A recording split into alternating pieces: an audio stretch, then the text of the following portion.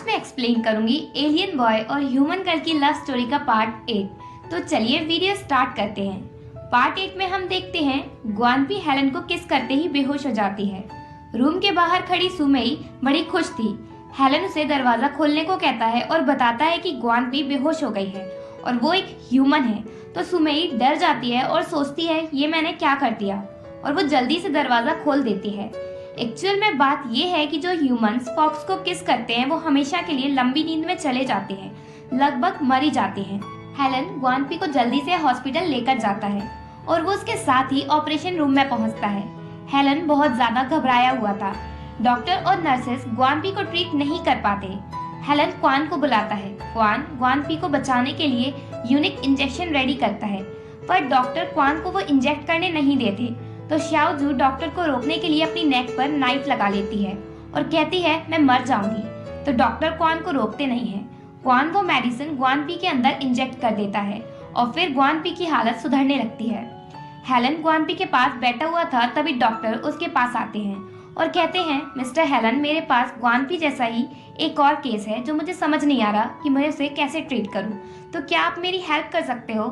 Helen कहता है जरूर, और डॉक्टर की हेल्प करने के लिए उनके कैबिन में चला जाता है।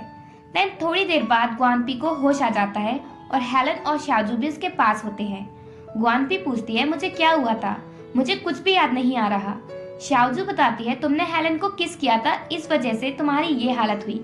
देन श्याओजू रूम से चली जाती है और हेलन ग्वानपी के पास ही बैठता है। ग्वानपी उससे कहती है पहले जब मैंने तुम्हारी आंखों में देखा था तो मुझे वॉमिटिंग हुई थी, अब जब मैंने तुम्हें किस किया तो मैं मरते मरते बची। क्या ऐसा कुछ और भी है जो मुझे नहीं करना चाहिए जब मैं तुम्हारे साथ हूँ? उसके बारे में तुम मुझे पहले ही बता देना। हेलन उसकी बातों पर हंसने लगता है और फिर वो क्वान के साथ हॉस्पिटल की फॉर्मेलिटीज पूरी करने चला जाता है। मॉर्निंग में ग्वानपी वापस घर जाने के लिए रेडी होती है। तभी सुमेई उससे मिलने आती है और अपनी गलती के लिए ग्वानपी से माफी मांगती है। ग्वानपी कहती है कोई बात नहीं, वैसे भी हेलन ने मुझे सारी बात बता दी कि तुमने ऐसा क्यों किया था। देन हेलन ग्वानपी के पास आता है और उसे बताता है कि उसने हॉस्पिटल की फॉर्मेलिटीज पूरी कर दी हैं। ग्वानपी थैंक्स कहती है और कहती है अब मुझे घर जाना होगा क्योंकि मेरे पेरेंट्स मेरी चिंता कर रहे होंगे। हेलन उसे खुद से ऑफर देता है कि अभी तुम घर नहीं जाओ बल्कि मेरे साथ रहो, क्योंकि तुमने मुझे किस करके मेरी एनर्जी ऑब्जर्व की है और अगर मुझसे दूर रहोगी तो तुम्हारे बाल झड़ने या स्किन की प्रॉब्लम हो सकती है। ग्वानपी सोचती है हेलन ये सब झूठ इसलिए बोल रहा है जिससे वो मेरे साथ रह सके, मैं इसका प्लान पूरा नहीं होने दूंगी। और वो हेलन से कहती है मुझे कुछ भी नहीं होगा, मुझे तो बस मेरे घर जाना है। हेलन कहता है ठीक है, जैसी तुम्हारी मर्जी, और फिर वो ग्वानपी को उसके घर छोड़ने जाता है। ग्वानपी उसे वापस जाने को कहती है अपने पेरेंट्स के देखने से पहले, पर हेलन जिद करता है कि मैं तुम्हारे पेरेंट्स से मिलकर जाऊंगा। ग्वानपी उसे पुश करने लगती है कि तुम वापस जाओ, पर हेलन की किस्मत अच्छी थी कि उसी टाइम ग्वानपी के पेरेंट्स घर के बाहर आकर उन्हें देख लेते हैं। अब इसे हेलन की अच्छी किस्मत कहें या बुरी, क्योंकि वो ग्वानपी के पेरेंट्स से मिलना चाहता था तो वो तो बाहर ही आ गए, पर सुबह होने की वजह से उसे दिखाई देना बंद हो जाता है। मॉम ग्वानपी से पूछती हैं रात भर से तुम कहाँ थी और ये तुम्हारे साथ कौन है? हेलन कहता है मैं अभी अभी बना ग्वानपी का फ्रेंड हूँ। इसके बाद मॉम हेलन को अंदर आने को कहती है। बेचारे हेलन को दिखाई तो दे नहीं रहा था, तो घर में घुसते ही अपना स्वागत खुद कर लेता है दीवार में अपना सर टकराकर, और फिर वो ग्वानपी के पेरेंट्स को बताता है कि मुझे दिन में दिखाई नहीं देता। मॉम का पूरा दिमाग खराब हो जाता है। पहले तो वो खुश थी हेलन को देखकर, क्योंकि वो उन्हें बहुत अमीर लग रहा था, पर जब उन्हें पता चलता है कि उसे दिखाई नहीं देता तो फिर वो उसे अच्छे से ट्रीट नहीं करती। इसके बाद ग्वानपी हेलन को वापस छोड़ने जाने लगती है। हेलन कहता है मैं चला जाऊंगा, बाहर मेरी कार खड़ी है। मॉम जल्दी से हेलन के पास आकर पूछती है तुम्हारे पास कार भी है?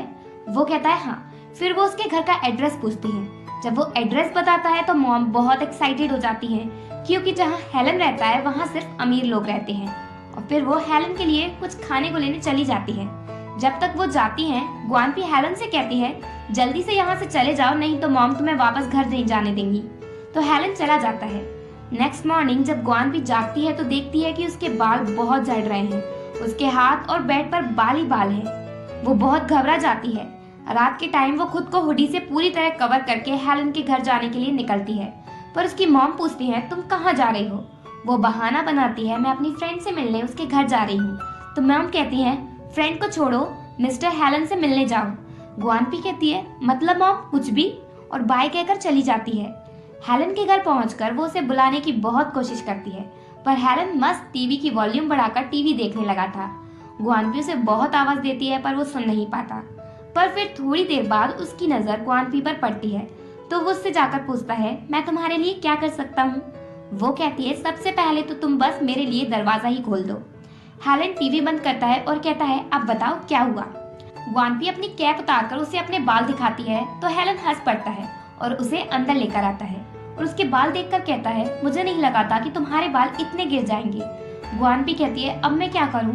हेलन कहता है, तुम बस मेरे साथ रहो, तुम्हारे बाल पहले जैसे हो जाएंगे। वो पूछती है, कब तक रहना पड़ेगा? हेलन कहता है, शायद 1 महीने तक, और तुम मेरे क्लोज रहोगी तो बाल जल्दी ही सही हो जाएंगे। फिर हेलन किचन में जाता है पानी लेने, तो ग्वानपी उसके पीछे लग जाती है। हेलन कहता है, तुम्हें मुझे फॉलो करने की जरूरत नहीं है, तुम मेरे घर में मेरे साथ रहोगी तो भी बाल सही हो जाएंगे। इतना समझाने के बाद ग्वानपी किचन से चली जाती है, पर घूरती हेलन को ही रहती है और उससे कहती है, मेरे पास आकर बैठ जाओ। हेलन उसके पास आकर बैठ जाता है। थोड़ी देर बाद वो फिर से उठता है, तो ग्वानपी फिर से उसके पीछे खड़ी हो जाती है। हेलन कहता है, तुम्हें मुझे फॉलो करने की जरूरत नहीं है, मैं वॉशरूम जा रहा हूँ। हेलन वॉशरूम चला जाता है, पर ग्वानपी वॉशरूम के दरवाजे के बाहर ही खड़ी हो जाती है। हेलन उसे रूम में जाने को कहता है, तो वो बस रूम में जाने का ड्रामा करती है, जो हेलन समझ जाता है और उससे फिर से कहता है, तुम यहाँ से जाओ। तो वो जाकर टीवी देखने लगती है। देन हेलन भी उसके साथ टीवी देखने लगता है। थोड़ी देर बाद ग्वानपी वहीं सो जाती है, तो हेलन उसे उठाकर रूम में ले जाता है। नेक्स्ट मॉर्निंग सुमेई ग्वानपी से मिलने आती है, तो ग्वानपी के बड़े बड़े बाल देखकर चिल्लाती है, जिससे ग्वानपी जाग जाती है और वो भी अपने लंबे लंबे बाल देखकर चिल्ला पड़ती है। उनकी चीखें सुनकर हेलन के पास पहुंचता है। ग्वानपी के बाल इतने बड़े इसलिए हुए क्योंकि वो हेलन के बहुत क्लोज थी।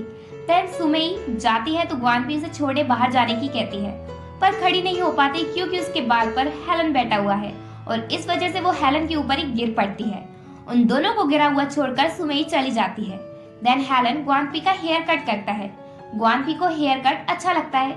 क्यों नहीं अच्छा लगेगा भाई, फ्री का जो है। हेलन उससे कहता है, अगर नेक्स्ट फुल मून तक तुम मेरे साथ रहोगी तो तुम्हारे बाल पहले जैसे हो जाएंगे। ग्वानपी कहती है, पर मैं अपने पेरेंट्स से क्या कहूंगी? हेलन कहता है, देखेंगे। रात के टाइम ग्वानपी हेलन के साथ अपने घर पहुंचती है और अपने पेरेंट्स से कहती है, मुझे हेलन के साथ किसी प्रोजेक्ट पर वर्क करना है, इसलिए मुझे उसके घर पर ही रहना पड़ेगा। मॉम ये सुनकर कोई रिएक्शन दिए बिना अंदर चली जाती हैं। ग्वानपी को लगता है उसकी मॉम उससे गुस्सा हो गई हैं और वो उसे हेलन के घर जाने नहीं देंगी। तभी अंदर से मॉम आती है ग्वानपी का सामान पैक करके, और वो खुशी से ग्वानपी को हेलन के घर रुकने की परमिशन दे देती है। ये देखकर हेलन और ग्वानपी दोनों ही सरप्राइज होते हैं और इसी के साथ पार्ट 8 एंड होता है। अगर आपको वीडियो अच्छी लगी हो तो वीडियो को लाइक कर दीजिए और मेरे चैनल को सब्सक्राइब कर दीजिए, जिससे आपको ऐसी ही इंटरेस्टिंग वीडियोस के नोटिफिकेशन मिलते रहे।